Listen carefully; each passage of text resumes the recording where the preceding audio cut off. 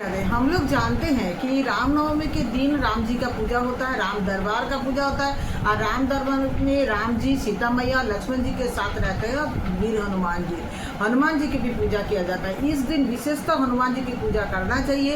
इस दिन हनुमान जी को लाल रंग का वस्त्र पहनाइए, लाल सिंदूर तेल अर्पण कीजिए, लाल घी का दीपक जला के रखिए, हनुमान जी के लाल फूल अर्पण कीजिए। हनुमान जी का प्रिय भोग जैसे केसर का लड्डू हुआ और बुंदिया का लड्डू हुआ और खीर हुआ, उसके बाद हलवा जो है, ये सब आप राम जी के हनुमान जी की पूजा के लिए अर्पित कीजिए। हनुमान चालीसा का पाठ कीजिए, सुंदरकांड पाठ कीजिए, बजरंग बन का पाठ कीजिए। सब पाठ करने से हनुमान जी खुश होते हैं। और कुछ जानते ही आप लोग कि हनुमान जी जब खुश होते हैं तो राम जी उन पर खुश होते हैं, क्योंकि प्रभु राम का परम भक्त है श्री हनुमान जी। हनुमान जी के बिना राम जी कुछ काम नहीं। राम जी रामायण में बोलते हैं कि किसी के ऋण से ऋण शायद ही हो जाए, लेकिन हनुमान जी का ऋण से कभी ऋण नहीं होते। तो हम लोग को इसीलिए हनुमान जी का बहुत पूजा पाठ करते हैं। बड़ा बड़ा मंदिर सब हनुमान जी के बना हुआ है, सबको हनुमान जी को पूजा करते हैं। तो हनुमान जी का ध्वजा रामनवमी के दिन हम लोग घर में अपना फहराते हैं।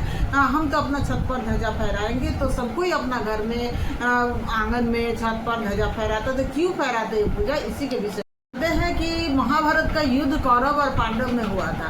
और महाभारत के युद्ध में अर्जुन का रथ का जो है सारथी बने थे भगवान श्री कृष्ण। अर्जुन का रथ का सारथी बने थे भगवान श्री कृष्ण। जब ये महाभारत का युद्ध खत्म हो गया था और दुर्योधन का भी वध हो गया था, उस समय अर्जुन के रथ पर भगवान श्री कृष्ण विराजमान थे। और भगवान श्री कृष्ण अर्जुन को बोले कि तुम पहले रथ पर से उतर जाओ।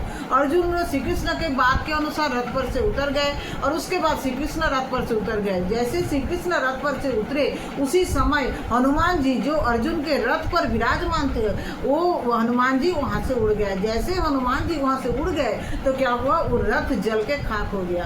तब श्री कृष्ण ने इस रहस्य का पर्दाफाश करते हुए अर्जुन को बताया कि ये जो तुम्हारा रथ है, ये रथ जो बहुत सारा ब्रह्मास्त्र या बहुत सारा अस्त्र के प्रभाव से पहले ही जल चुका था, लेकिन ये तुमको नहीं दिखाई दिया था। ये जल चुका था लेकिन ये तुमको नहीं दिखा था, ये संभव नहीं हो पाया था तुम इस रथ पर सवार होकर के युद्ध को समाप्ति कर पाए, क्योंकि इस रथ पर जो है प्रभु श्री कृष्ण माने मैं स्थापित थे, उस रथ पर विराजमान थे और ये ध्वजा पर जो है श्री हनुमान जी विराजमान थे। इसी कारण से रथ पर उस आग का, उस अस्त्र का कोई प्रभाव नहीं पड़ा था और वो रथ जलते हुए भी नहीं दिखा था। वो अच्छा से विराजमान था रथ, और रथ पर तुम खड़ा होकर के युद्ध कर पाए।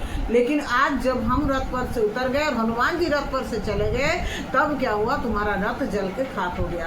तो हम लोग को भी चाहिए कि अपने घर के आंगन में, संसार में, छत पर, कहीं पर भी हम लोग हनुमान जी का झंडा रामनवमी के दिन फहराए, हनुमान जी को घर में स्थापित करें झंडा में, क्योंकि हनुमान जी की झंडा जहाँ रहता है वहाँ कोई भी बुरी दृष्टि नहीं होता है, कोई भी नेगेटिव एनर्जी नहीं होता है, वहाँ कोई भी बुरा दुष्कर्म का प्रभाव नहीं पड़ता है, कुछ नहीं होता है। लोग शांति से हनुमान जी के प्रभाव से अपने जीवन को चला सकते हैं, शक्तिमय बन जाते हैं, क्योंकि वीर हनुमान जी शक्ति के अवतार हैं, उनके पास शक्ति का भंडार है। इसीलिए हम लोग हनुमान जी का पूजा भी करते हैं अपने अंदर में शक्ति बढ़ाने के लिए। तो अगर उस दिन हम लोग रामनवमी के दिन हनुमान जी का झंडा घर में फहराएंगे तो हम लोग भी शक्ति के पुजारी का पूजा करके हम लोग भी शक्तिमान बन जाएंगे या शक्तिमती बन जाएंगे। तो इसीलिए आप लोगों को पता चल गया कि रामनवमी के दिन हनुमान जी का झंडा क्यों फहराता है, ध्वजा क्यों निकलता है, जुलूस क्यों निकलता है। ऐसे ही हनुमान जी राम जी का परम भक्त है। जय श्री राम का नारा